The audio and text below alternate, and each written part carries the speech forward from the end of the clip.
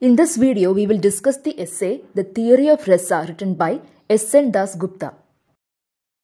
Surendranath Das Gupta, known as S N Das Gupta, was an Indian philosopher who had studied Sanskrit and philosophy. He was also a professor who taught Sanskrit.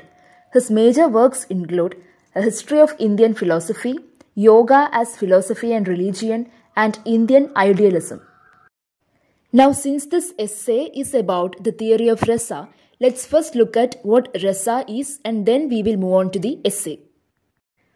Rasa is a concept we find in Indian aesthetics.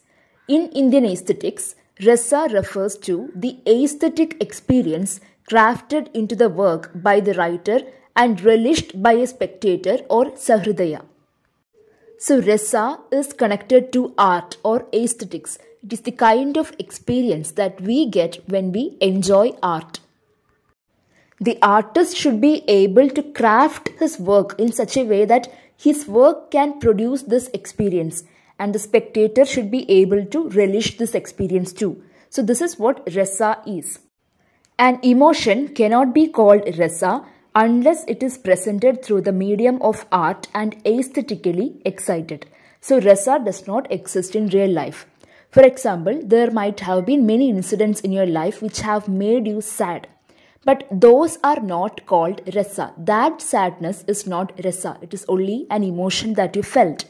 But when you feel sad while watching a movie, that is rasa, because that art is making you feel the emotion, which is aesthetically created, and thus it is rasa. Now, the person who is credited with having originated the rasa theory is Bharata. We will come across him soon. But even though it was Bharata who originated this theory, it was Abhinava Gupta who developed it into a systematic poetic principle. And after that, there were many other scholars who brought more developments into this theory. So, in short, rasa is an aesthetic experience, and an emotion could be called rasa only if it is aesthetically created. And remember these names, Bharata and Abhinava Gupta.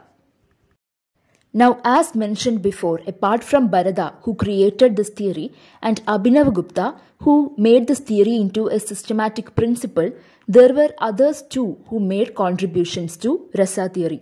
So here, S N Das Gupta, in his essay, The Theory of Rasa, traces the development of rasa theory across ages. This essay was originally written in Sanskrit. We already came across the name Bharata, the one who is credited with originating the theory of rasa. Now Bharata, or he is also called Bharata Muni, he is a 2nd century BC Indian seer and scholar. Bharata is a pioneer of the literary theory in India.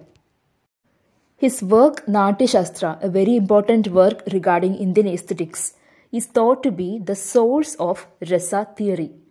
According to Bharata, the aim of presenting a play, a drama, is to evoke rasa in the audience. Bharata defined the rasasutra as vibhava anubhava, vyabichari samyogat rasa nishpattih. That is, rasa is created by the union of vibhava, anubhava and vyabichari bhava. Let's see what these are in detail. According to Bharata's maxim or rasasutra, rasa is formed when vibhava, anubhava and vyabichari bhava come together. So we must first know what these three are: vibhava, anubhava and vyabichari bhava. Vibhava is the objective condition that causes an emotion. When we are happy, there is a cause behind it. When we are sad, there is a cause behind it. This condition that creates the emotion is called vibhava.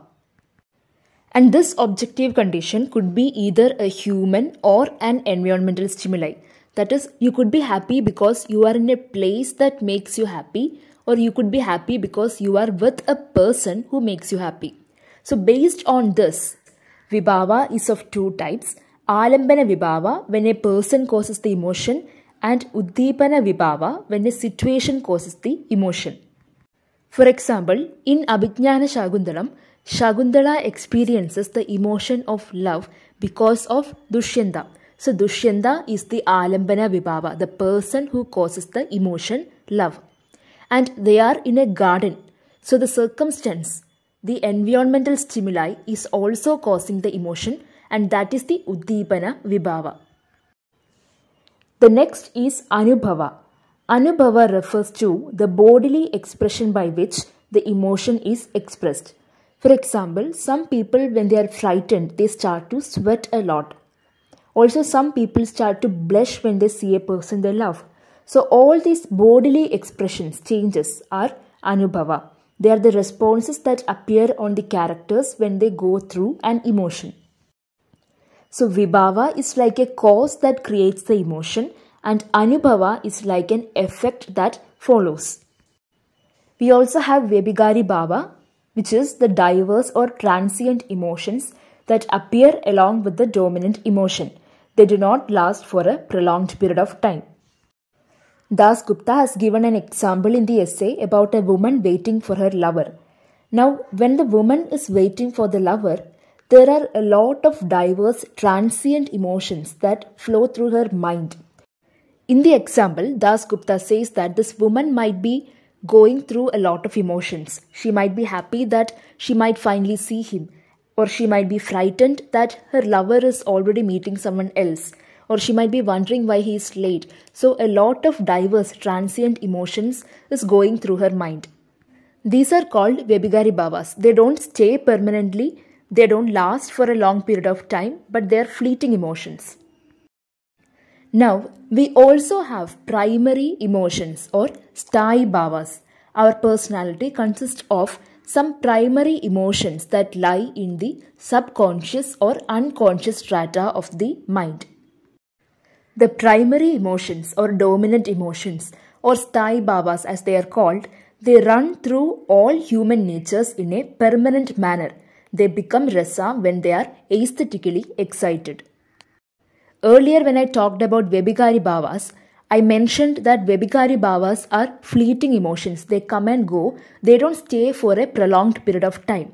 Unlike vyabichari bhavas, primary emotions or dominant emotions, they are more permanent.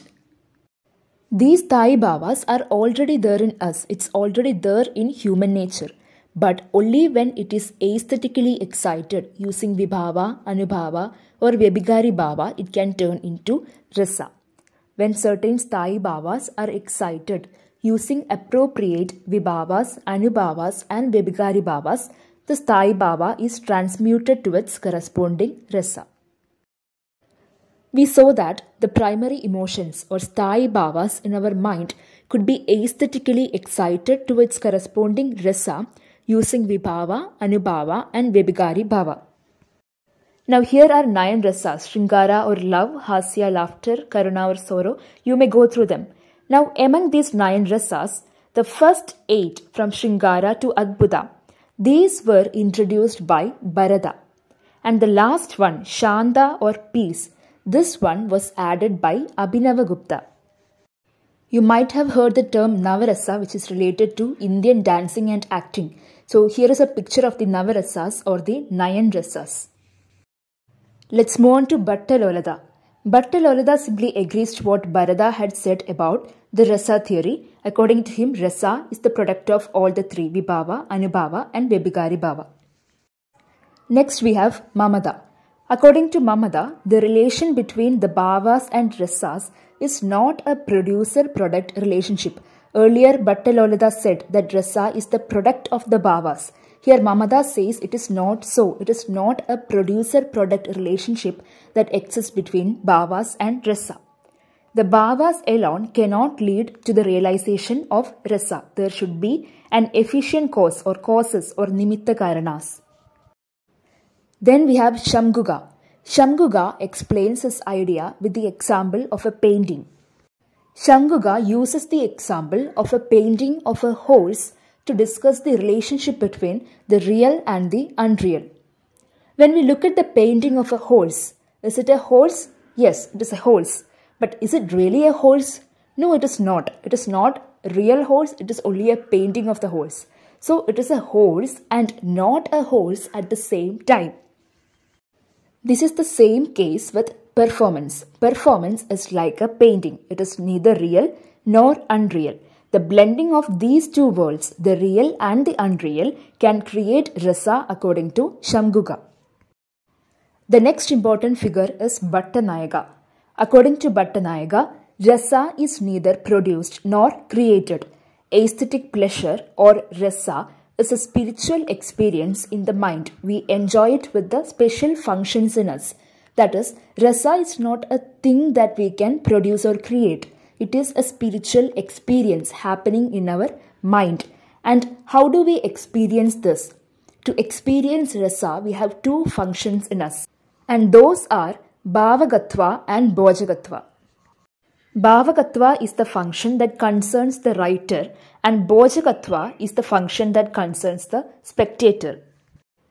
Let's look into each of this in detail. Now, bhavagatva is the power of universalization in a writer. Universalization is also called sadharanigarana, which we will come across later in the essay.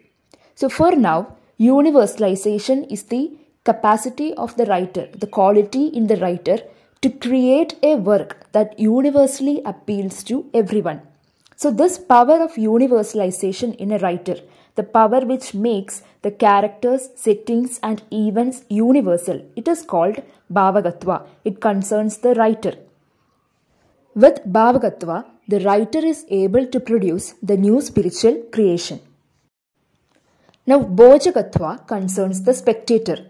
It is the process of experiencing this work made by the writer. The process of experiencing the universalized elements in drama or poetry, the work made by the writer or the artist, by the reader or spectator, and thus leading to rasa. So basically, it is enjoying the spiritual creation made by the writer.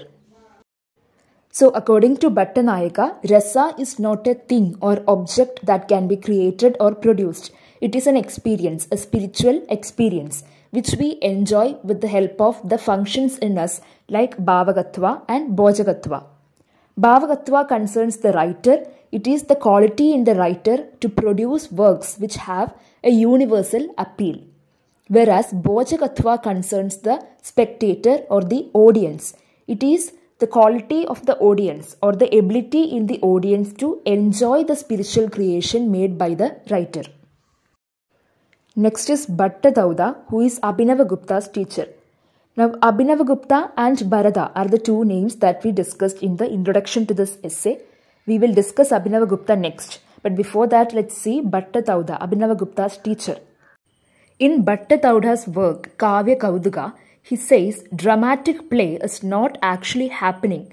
When we see the play, we forget the actual identity of the players who are acting different roles.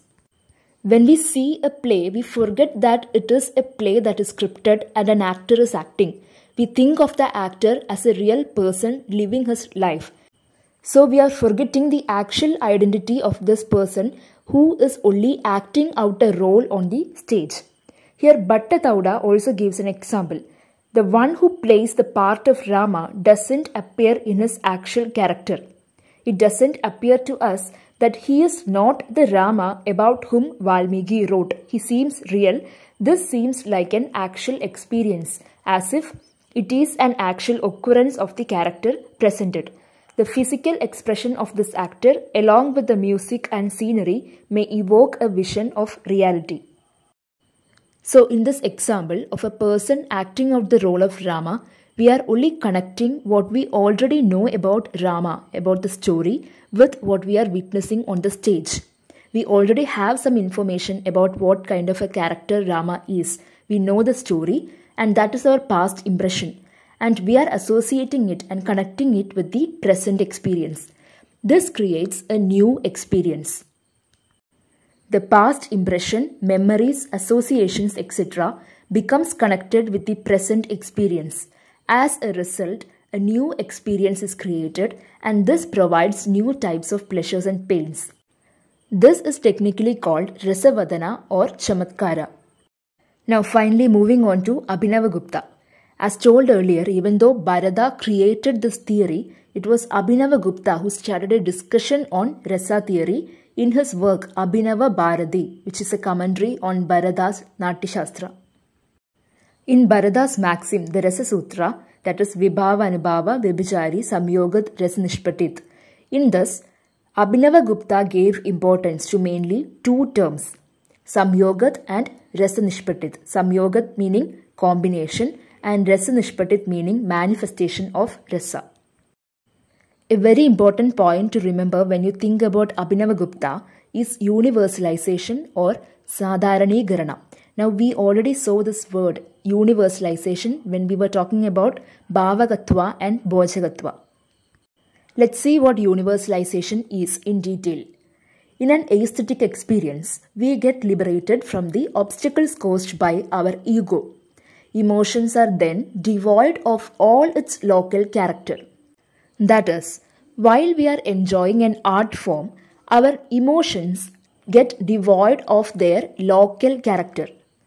For example, suppose some tragedy happens in our life, we get very upset about it, isn't it? But watching tragic scenes or a tragedy as a play or a movie doesn't affect us the same way as a real tragedy in our life. This is because while we are watching the art form, the emotion doesn't have its actual essence. It is devoid of its actual essence or its local character. We get liberated from the obstacles caused by our ego. Because of this, we can even enjoy tragedy as an art form. So at such a state, the individual is transported from the personal level to a general or universal realm. This is the process of universalization or de-individualization, and it is called sadharanigarana in Indian aesthetics. So without any individual difference, we all find a kind of relief in watching the tragedy. So this is very similar to Aristotle's catharsis. This is why for experiencing artistic joy, there are kinships among all art enjoyers in different levels. So because of this, art has this special power. It has this power to influence us or to make us enjoy art in a universal manner. But that doesn't mean that every individual or every person enjoys art the same way, on the same level. This is because of something called emotive complexes. Let's see what emotive complexes are. In our subconscious and unconscious, there are always various types of emotive complexes formed through our experiences in life. So as part of our life, the life we have lived, we have different memories and associations, even traumas. It is naturally different for different people according to the nature and diversity of the experience they had in their life. Through artistic creation, universal emotions combine with the emotive complexes. So these emotive complexes also become part of our understanding of art. For this reason, the same artistic whole, though presented in the same manner in different minds, everyone would appreciate it differently because of the emotive complexes. It will be different how I see something and how my friend watches the same art. Thus, art has a universal appeal, but it doesn't mean that everyone approaches art in a similar way. There will be differences too. So these are the major points discussed in this essay by S N Das Gupta. So mostly this is like a commentary on the various developments made on the theory of rasa by different scholars of various ages. So that's all for this video. I hope this video was useful to you. And please do share it with your friends and let me know your suggestions or any kind of criticism in the comment section. Thank you so much for watching.